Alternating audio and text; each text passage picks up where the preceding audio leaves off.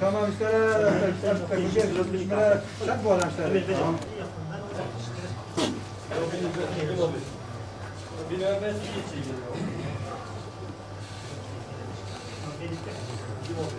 Salih abi Nurten Peren.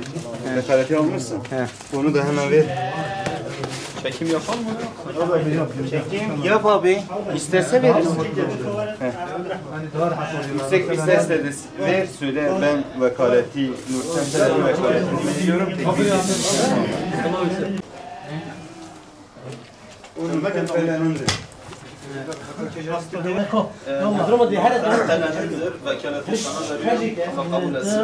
Allahu Ekber, Allahu Ekber, Allahu Ekber. La ilahe illallah, Allahu Ekber. Allahu Ekber ve lillahil hamd. Allahu Ekber, Allahu Ekber, Allahu Ekber. La ilahe illallah, Allahu Ekber. Allahu Ekber ve lillahil hamd.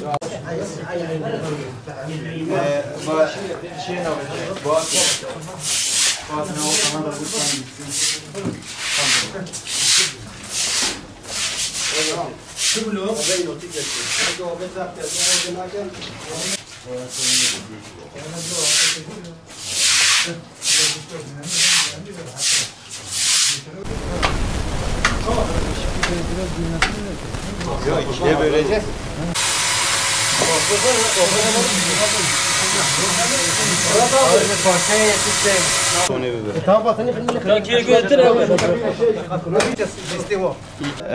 Siirt Umut Kervanı olarak yaklaşık 15 gündür sürdürmüş olduğumuz kurban çalışmalarının bugün sonucuna ulaşmış bulunmaktayız.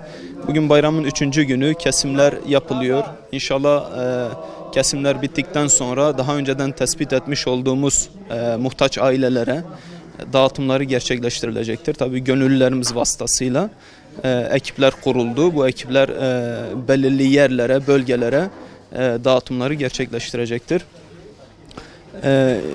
Takribi 250 aileye biz bu Kurban Bayramı'nda inşallah et dağıtacağız. Bize yardımda bulunan, kurban bağışında bulunan hayırseverlerden Allah razı olsun diyoruz. Allah hayırlarını kabul etsin. Son yıllarda bizim bölgemizde özellikle kurban kesimi biraz elhamdülillah yaygınlaşmış bulunmakta. Yani daha önceleri şöyle bir bilinç vardı. Hani biz Şafiiyiz diyordular. İşte ömrümüzde bir defa kessek yeterlidir diye bir bilinç vardı. Elhamdülillah şimdi o aşıldı. Yani imkanı olan artık kesiyor. Tabii biz de onları teşvik ediyoruz. Kurbanın önemini, anlamını anlatmaya çalışıyoruz. Biraz daha iyiye doğru gidiyor. İnşallah önümüzdeki senelerde daha iyi olacak.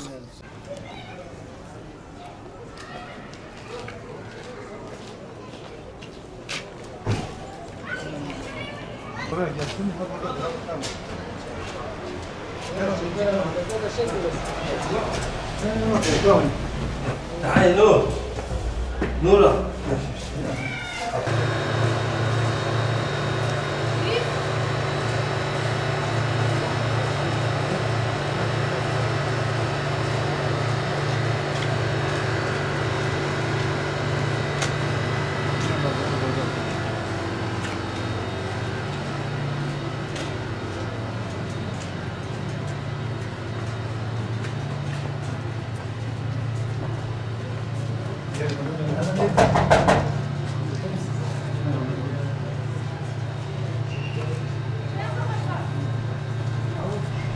Lazım abla. Acaba tatlı.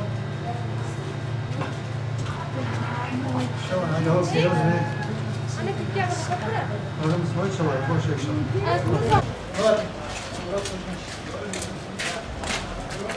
gel abi gel.